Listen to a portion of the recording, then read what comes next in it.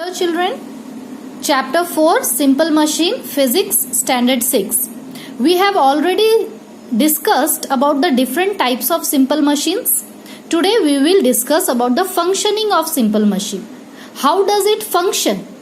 So first of all, first recall what is simple machine. Simple machine are the devices or tools which help to make our work easier or faster. We can complete our work very fastly or very easily by using these devices like pulley, lever, screw, wheel and axle, different types of simple machines. But now the question is how it works. What is the function? What is its function? How it function? So these all simple machine help us to achieve our purpose in one of the following these ways. There are the 4 ways. Different machines work in a different way. The first is by changing the direction of applied force in a most appropriate direction, or you can say convenient direction. Which simple machine works like this? By changing the direction. Which simple machine changes the direction of applied force in the appropriate direction? I have taught you. Just recall it, students. Just see this picture. Do you remember this pulley?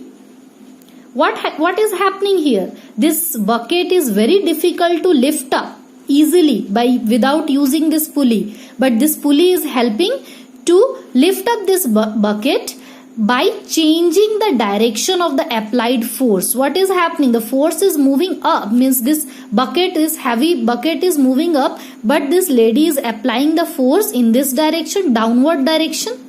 Okay? So a simple machine like pulley makes our work easier by changing the direction of force.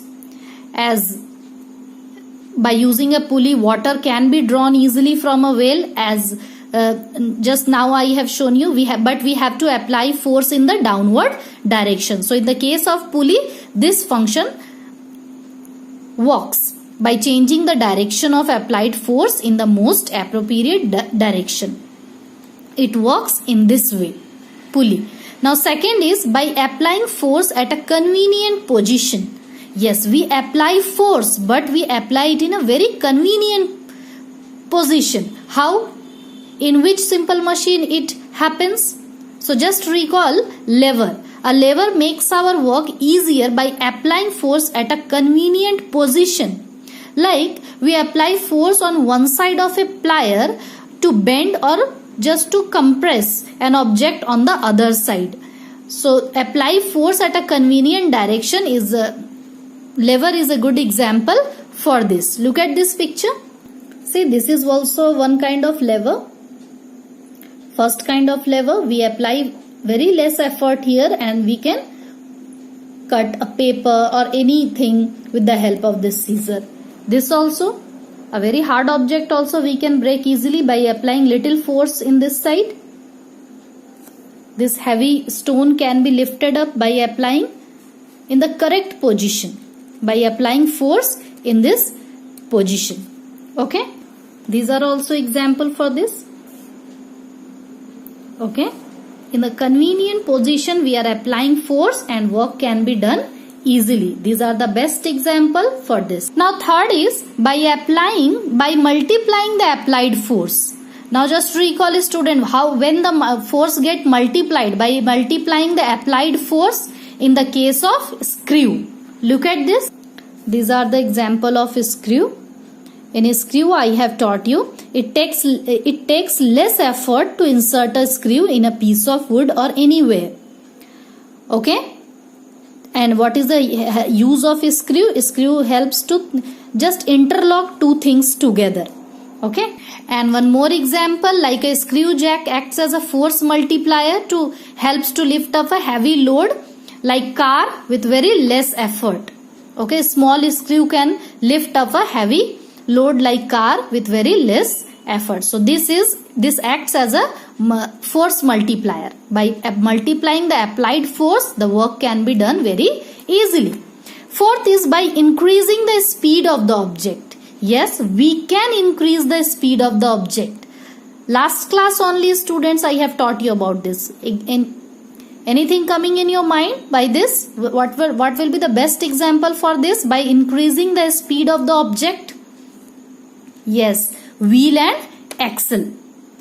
Wheel and axle, what I have taught you, that wheel and axle act as a force multiplier, as well as it increase the speed multiplier also. It increase the speed also. Like axle works and wheel works. Look at this picture.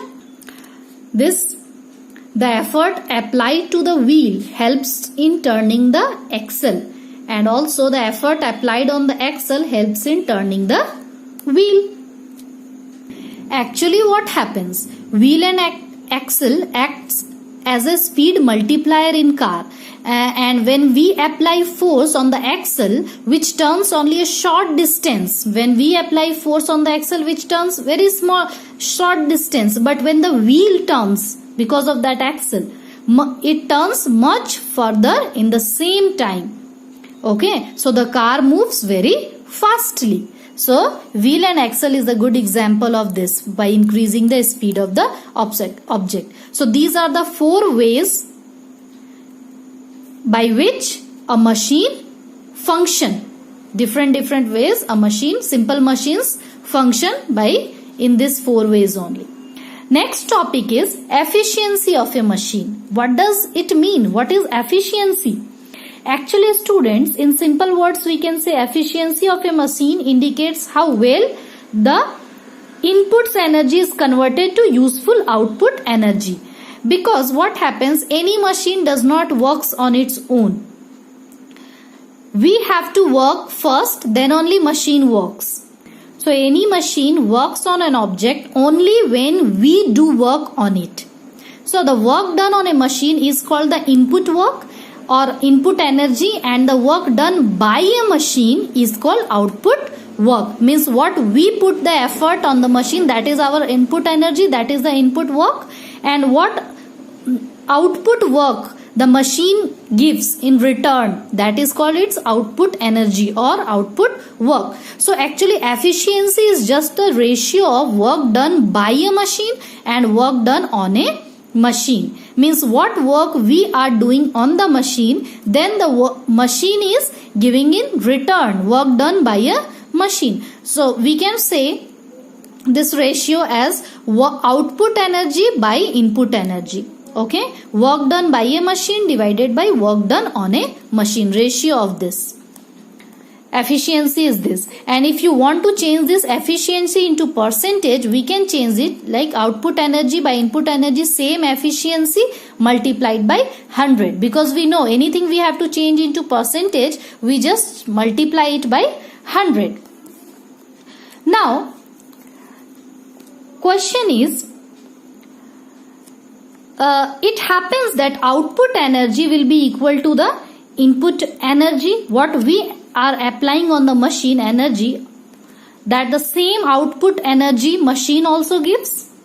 So it happens in ideal machine. But student, it is also a fact that there is no any machine which works as an ideal machine, because some part of energy which we input in the machine is lost in the form of heat energy or light energy. Okay, for example, suppose efficiency of a machine is 90%. Efficiency of a machine is 90%. It means that 90% of the work input to the machine is converted to useful work output. But what about the remaining 10%? The remaining 10% of the work input is lost in overcoming the friction. You know what is friction? Friction is present everywhere between any two surfaces, the rough surfaces. So in a machine also, some part of energy get lost in because of the friction. Friction is present in between the parts of the machine. So when two machines surface get rubbed up with each other, what happens? It gets heated up due to the friction present in that. Okay, and that energy get lost in the form of heat energy. That is why the input work which we put in the machine, that is never be equal to the output work which the machine gives us in return. So output energy is always less than the input energy. Okay, always remember this. So that is why a machine with 100% efficiency is called an ideal machine, but no machine is ideal machine in nature. Okay, because some part of energy get wasted in the form of heat energy because of the friction present everywhere. Okay student, don't forget that. So the efficiency of every machine used by us is always less than 100%. It can be 98%, it can be 99%, but it will never be equal to 100%. It is not possible. No machine is an ideal machine because some part of energy is wasted up in the form of heat energy, is lost in the form of heat energy because of friction present everywhere. Got it student? What is the meaning of efficiency? I hope it is clear to you. Our next topic is care of machine. That is very important topic. If we are using anything, we must care of those things, whether it is a machine or any things which we are using in our daily life. We should respect each and every things. Then only it will long last. So we all know that the machine helps us in performing our task and making things easier. So we should take care of them so that they have a long life. So there are some ways given in your book students. Some points are given. You have to go through those points how we can take care of the machine. Like we should cover the machine when it is not in use because dust particles can spoil the machine. Its parts, some of the internal parts can get damaged. Okay. So and this many more points are there, like we should keep the machines at clean place away from any kind of dust particles.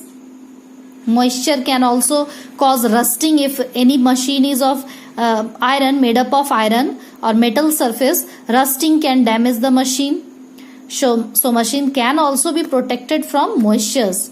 How we can protect the machine? By painting it on its surface. We can paint it with or we can galvanize this, or there is a different ways like lubrication. We can save the precious metals by lubricating it time to time. It protect the machine from corrosion, and we can put oil or grease in the parts of machine regularly so that it reduce the friction and avoids wear and tear of the machine. Okay students, so care of machine, you have to go through all the points in your book. Now I want to say that we have completed chapter 4, but your work is not finished because there are some questions in your book. There are some numericals also. These are simple numericals students. You have to find out the mechanical advantage. We know the formula, load by effort.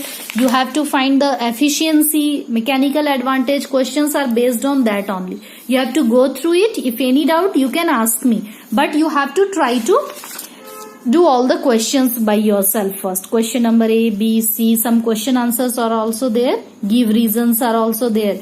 You have to complete this within 2 days so that we can start the revision of your half yearly exam. That is chapter 1, 2 and 3. Okay. So within 2 days complete each and every questions of the chapter 4 given in your book. Any doubt you can ask me in the group. Okay.